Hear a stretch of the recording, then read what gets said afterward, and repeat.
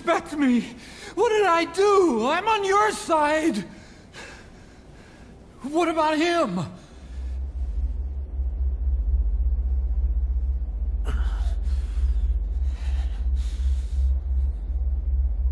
Miller was in contact with Cypher 9 years ago. He was working with them. He's the traitor, Snake! What's that? More truth serum? No. Stronger truth Oh, serum. please. Please keep me here. I need protection. Ah! Ah! Oh. Oh.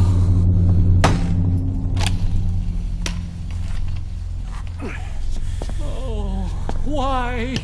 You're the odd one out. Why me? We all lost something. What? Except you.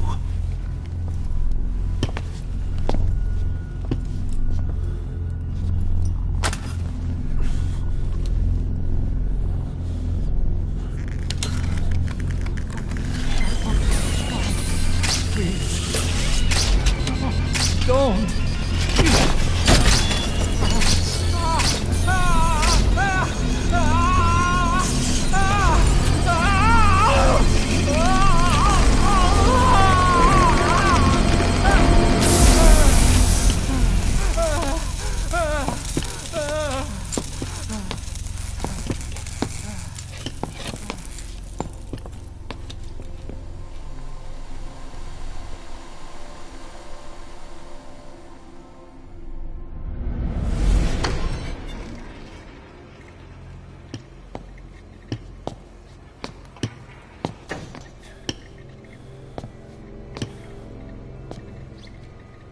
Truth serum isn't working. Either some procedure he had done boosted his metabolic enzymes, or he's undergone special gene therapy. What's he saying? Same as 6 hours ago. I had no idea the nuclear inspection 9 years ago was a ruse. Cypher forced me to do that research after the attack. Do you think he had a hand in it? I do. But there's no proof yet. Take a listen to this later. We need proof before we can pass judgment. Keep an eye on him. And don't tell anyone he's here. We'll have him continue his research in there. It's for his own good. The older guys will want his head. We can't guarantee his safety if we let him out. Boss.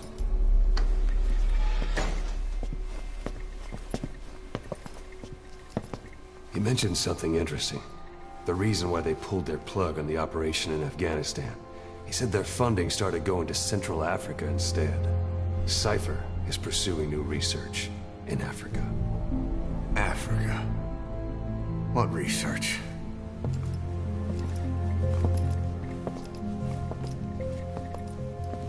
Emmerich doesn't know the details, but one thing he said does make sense. The Sahelanthropus alone isn't enough to cause an RMA. He claims that what they're doing in Africa is the missing piece. A weapon to surpass Metal Gear. Meaning it's not just another nuke.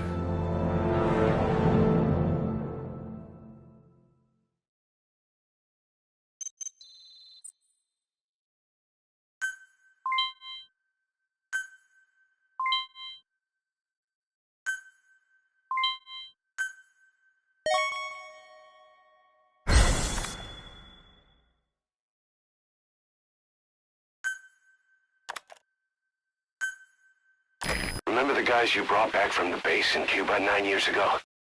Believe it or not, some of them survived that hell we went through. Word reached them that Big Boss is back and they wanted in. They're good men, our brothers in fate. They'll be glad to know you've seen them here.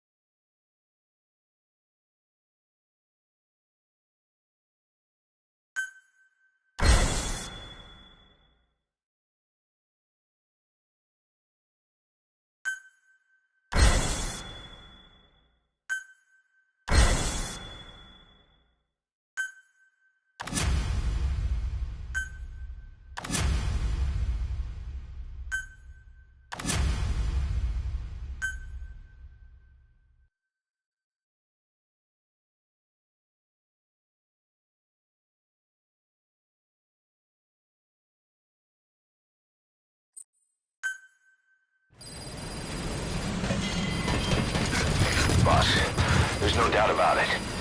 Cypher's working on something in Central Africa. There's evidence they've been in contact with private forces operating in the region. If we follow that evidence, we should learn what Cypher is after. Diamond Dogs has gotten a lot bigger. Now's the time to take the offensive. Head back to the ACC for your next mission. Good dog.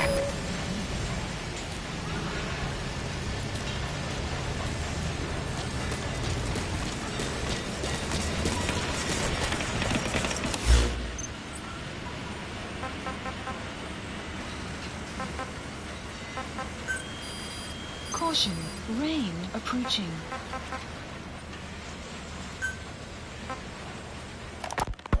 Quiet is still in her cell. Only a few staff are authorized to go near her. She hasn't tried anything funny, but that's what bothers me most. In particular?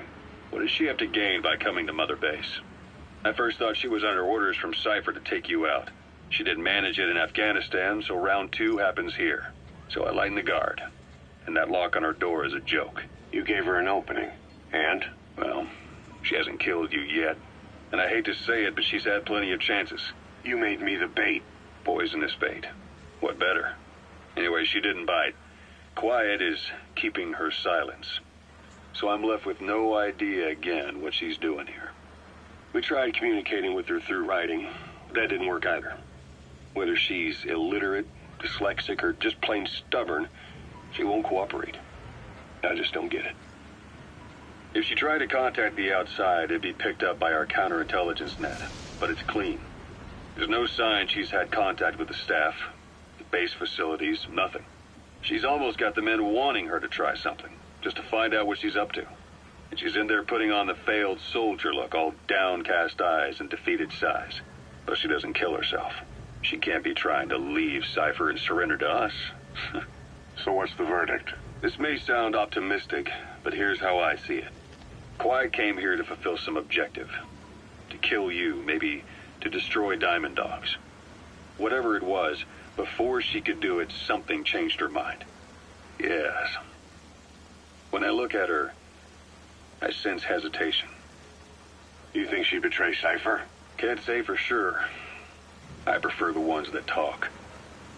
Anyway, we'll keep her under watch. And we're also looking into those special abilities of hers. You'll be the first to know if something comes up. Why not look in on her yourself once in a while? Right. When Quiet first came here, she demonstrated her marksmanship against that enemy fighter plane. It showed she was much more than your everyday crack shot. Hitting a moving target from 600 meters is a challenge, but it's possible with the right training and equipment. But shooting down that missile, that's a world apart from taking out a soldier on patrol. The chopper and the missile were in motion, meaning different vectors at high velocity in 3-dimensional space, and she shot an unguided bullet that had to fight air resistance and gravity. All that while the chopper was taking evasive maneuvers. Some of the best target leading I've ever known. She has a superhuman sense of spatial awareness. You put her in a fighter jet, and she'd be an ace right off the bat. Hell, your judgment was top class too. Realizing she could take out that pilot, that's quick thinking. You and Quiet could make a hell of a team. You'd be damn near unstoppable. Quiet is still in her cell. Only a few staff are authorized to go near her. It wasn't just Cypher. Back in the Caribbean, every eye in the world was turned on us.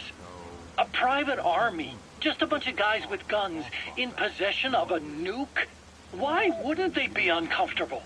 And that's why you made sure the inspection happened. Well, I thought our best move was to prove to the UN through the IAEA that we had no nuke. Of course, I was against us having it in the first place, but that was Snake's decision. The boss wasn't responsible. Well, don't get me wrong, I still believed in Snake. I thought I was making the best decision for all of us, that's all. I figured we should get a third party to exonerate us before proof of the nuke did get out.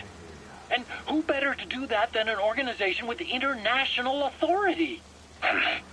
So the truth is, you took it upon yourself to agree to an inspection arranged by the UN. Only the inspection was a ruse, and Cypher's strike force, XOF, showed up instead. I had no idea that would happen. Enough bullshit. Oh, sure, like I could have known. You know, I was just trying to prove our innocence to the world. What's wrong with that? We're not interested in the excuses you've thought up. The truth is objective.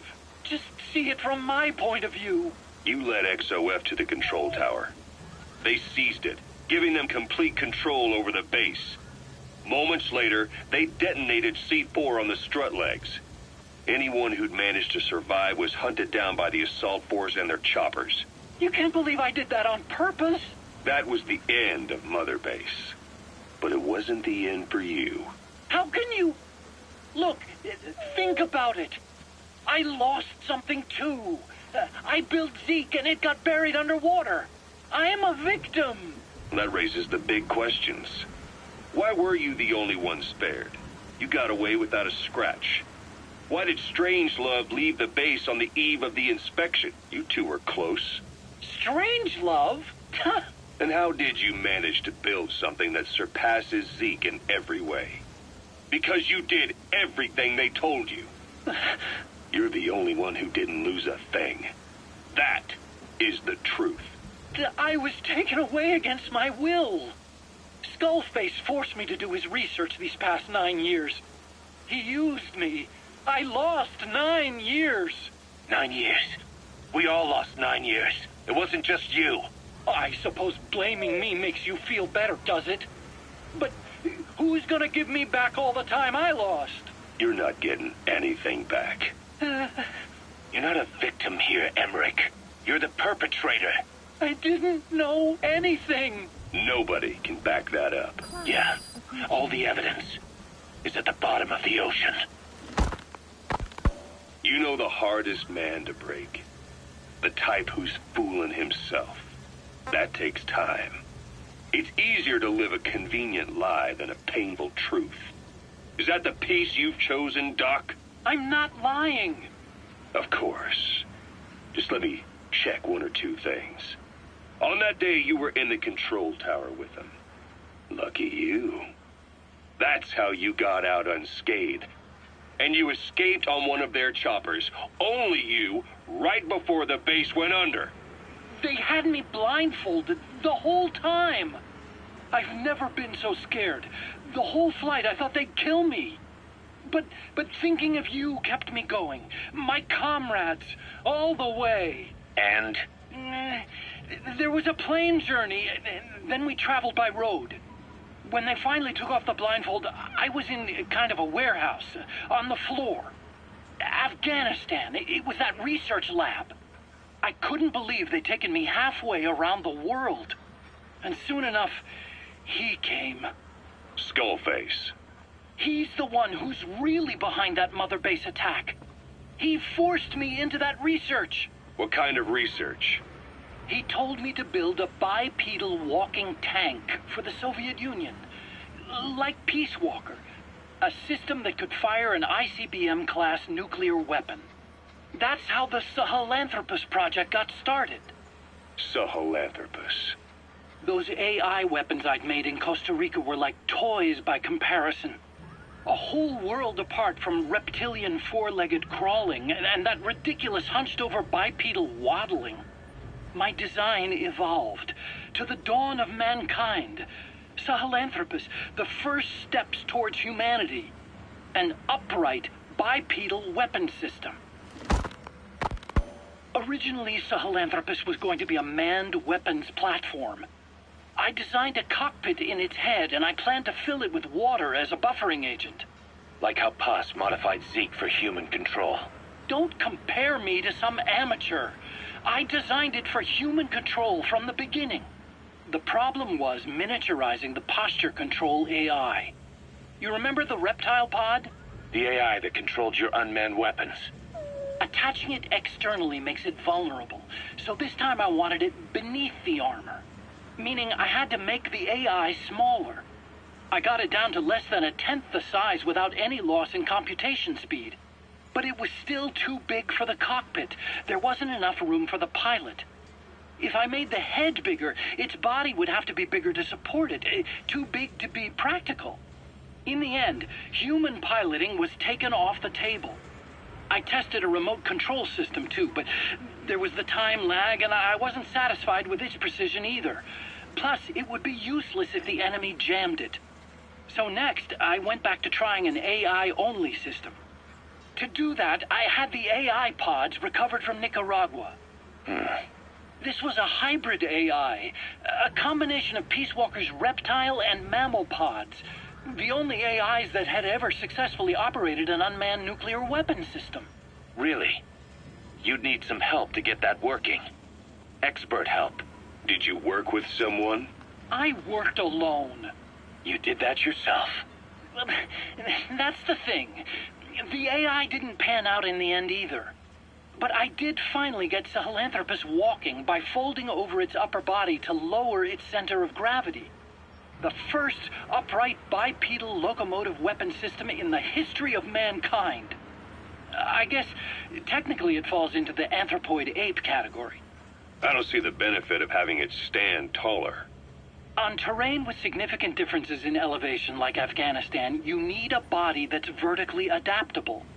That also lets it attack from long range while using mountain ridges for cover.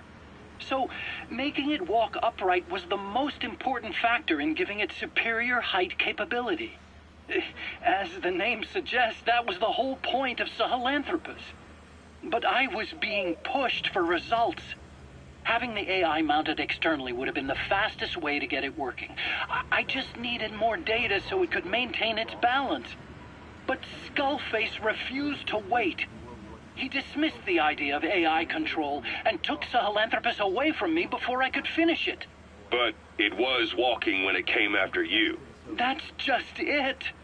I don't understand how Skullface got it to move upright, without a pilot or an AI.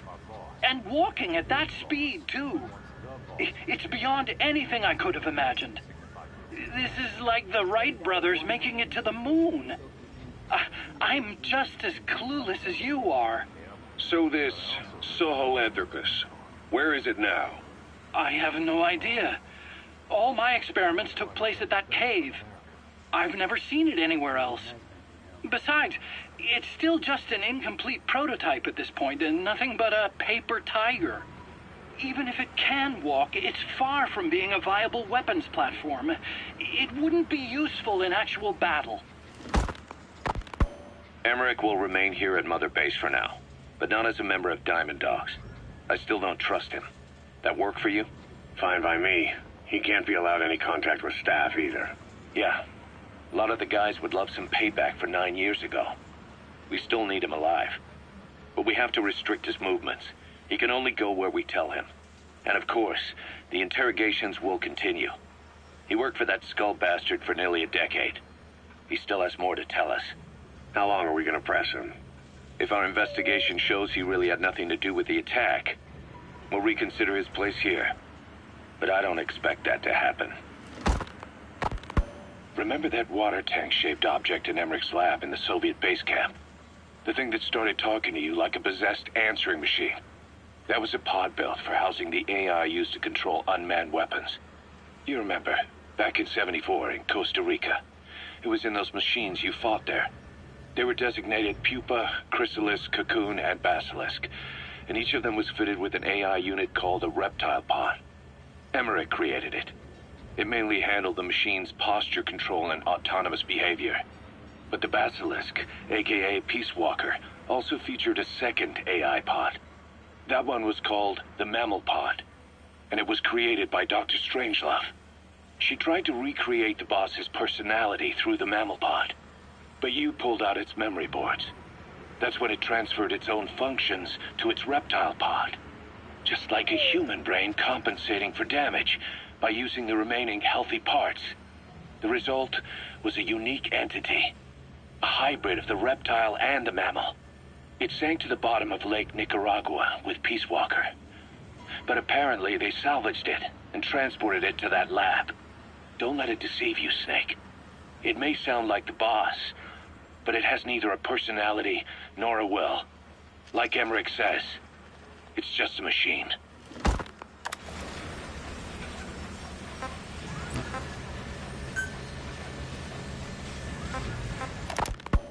Ever since the attack on your unit 9 years ago, the name Big Boss has become known the world over. What do you mean? Those of your men who survived traveled far and wide. They fought throughout the world. In fact, they're part of the reason we have all these PFs now. Every one of them suffered their own phantom pain from losing you. Talking about you wherever they went helped to heal their wounds. Your actions and words, your legend, has been told on every battlefield they've set foot on. Obviously, as the tales have spread, the truth's been distorted, painted over. Big Boss sacrificed himself to show us the threat that Cypher poses. He sounded a warning, so it goes. A warning? Too much power destroys the hands that hold it. Apparently, you chose to be a living example of that.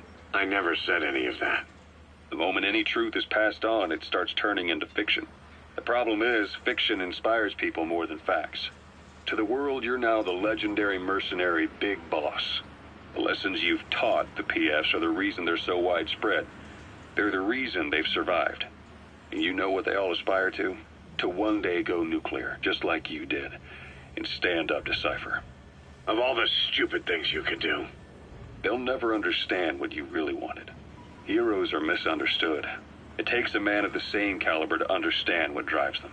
Bottom line is, these guys want to be like their hero, Big Boss. And deep down, they all have their eyes on nuclear weapons. They say that a nuke is the only means of standing against Cypher. But these days, it's becoming little more than a slogan to rally the troops and survive in a cutthroat business.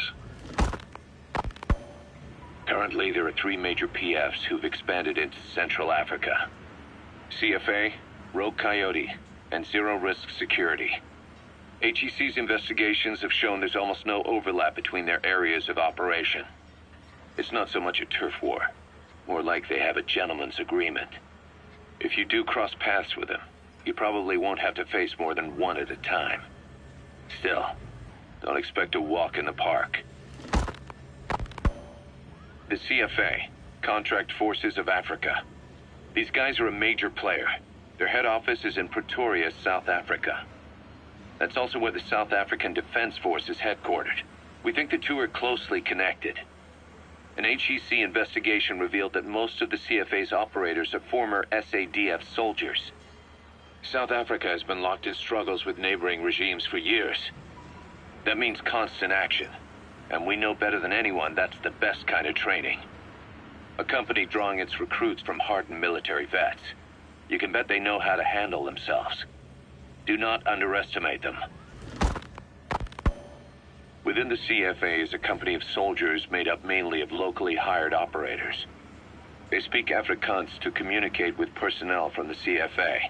But if you notice any speaking the local language, that's them. Though hired from the local population, they were originally part of a paramilitary group, so they'll have plenty of combat experience. And unlike their days shooting junkyard rifles out of beat-up pickup trucks, the CFA now supplies them with the latest gear from the West. On top of that, they've been combat trained by the South African Army. All that adds up to a much stronger fighting force. So don't brush them off. Look at the Angola-Zaire border region. The east bank of the Munene River in particular. It's a microcosm of a problem that stretches all across Africa. There's a civil war going on in Angola, fought between the government MPLA and the Western-backed UNITA. Zaire is still a dictatorship under President Mobutu, but numerous uprisings have broken out in its remote regions. With all the trouble elsewhere keeping their hands full, neither government has control over their side of the border. They depend on militias and PFs, as do the rebels. Government forces, guerrillas, militants, groups of all shapes and sizes hawk whatever resources they can to hire PFs. Conflict brings PFs. PFs expand the war zone, and more conflicts erupt in a continuous chain reaction. Sounds like our kind of work. Mother Base could grow by leaps and bounds.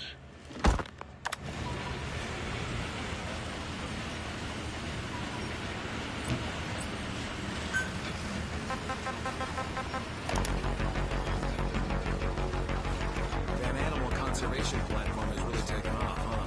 Yeah, it's like a mini some animal protection NGO asked us to get them out, right? So how come we don't hand them over to them? What the hell? We're mercs, not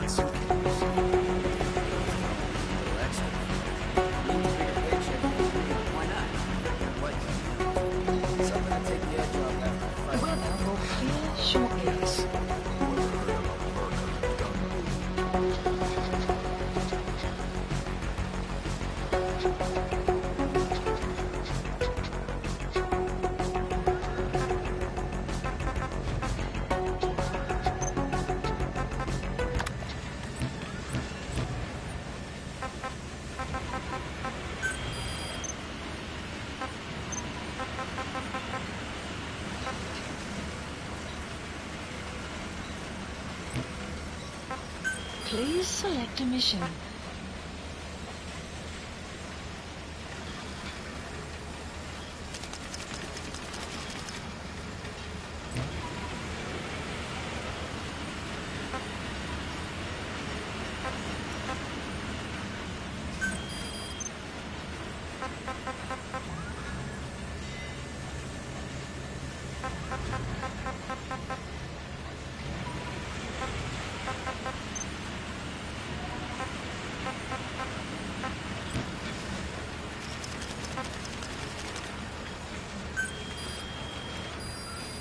Please select a mission.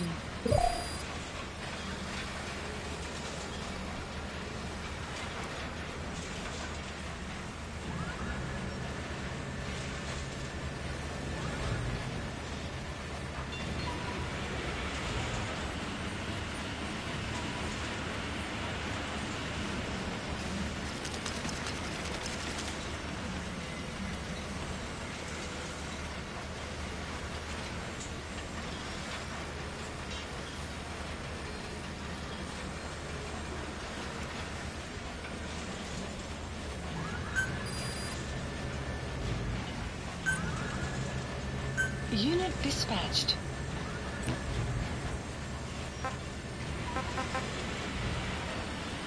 Please select a mission.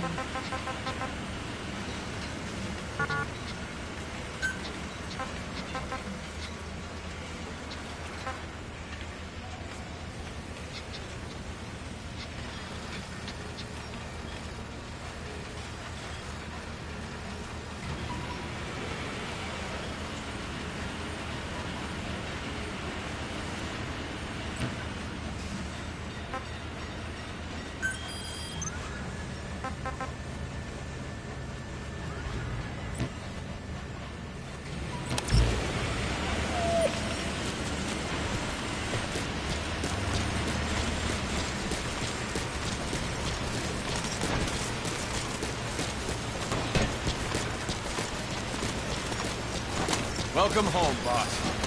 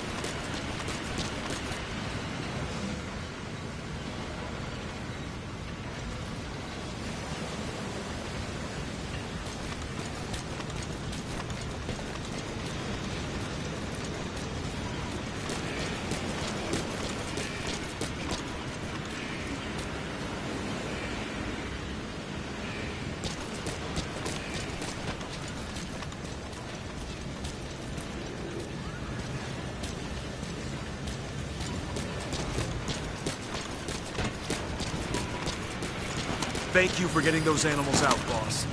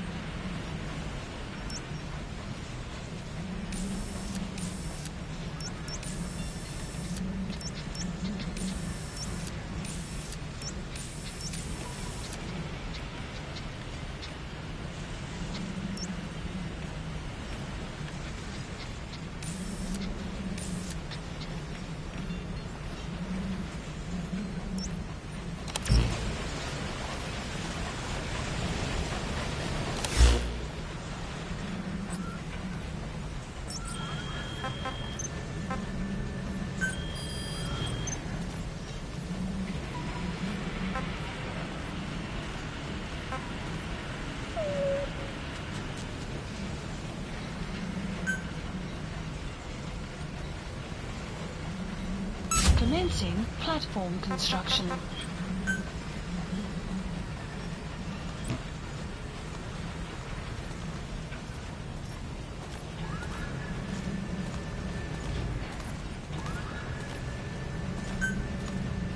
Commencing platform construction.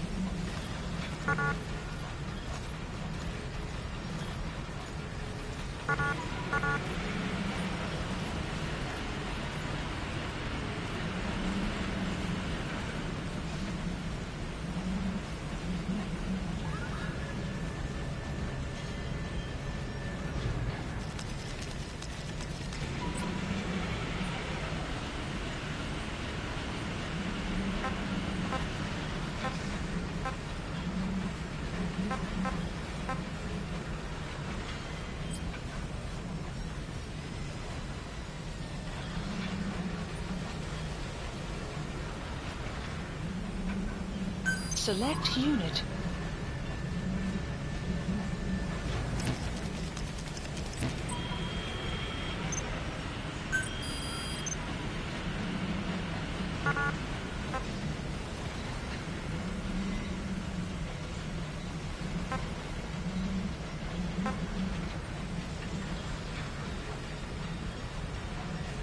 Select unit. Staff assigned.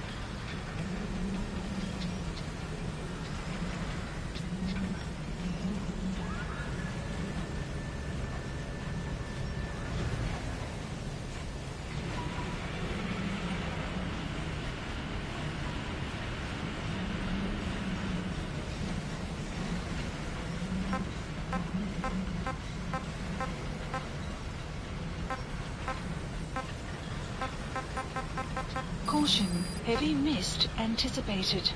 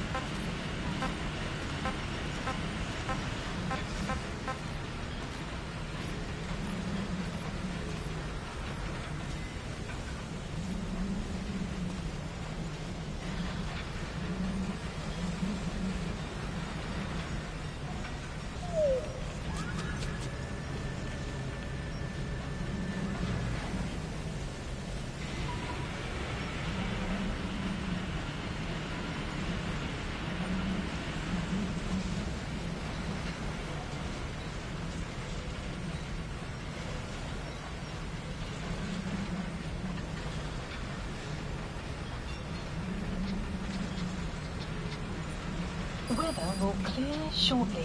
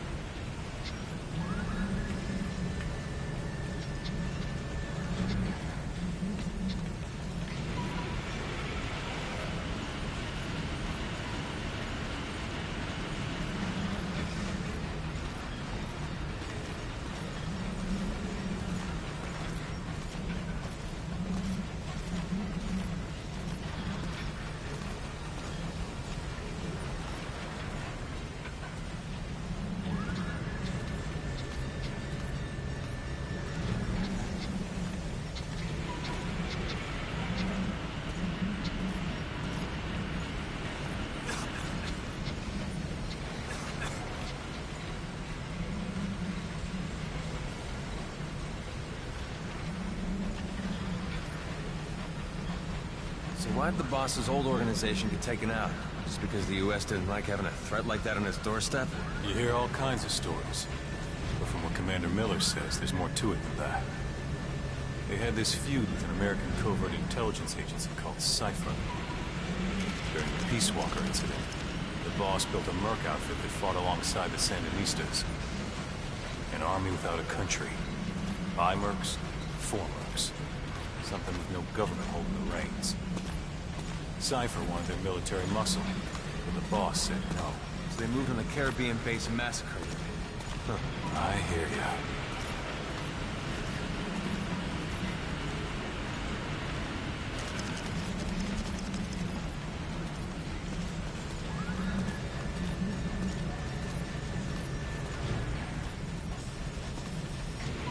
Sun will set shortly.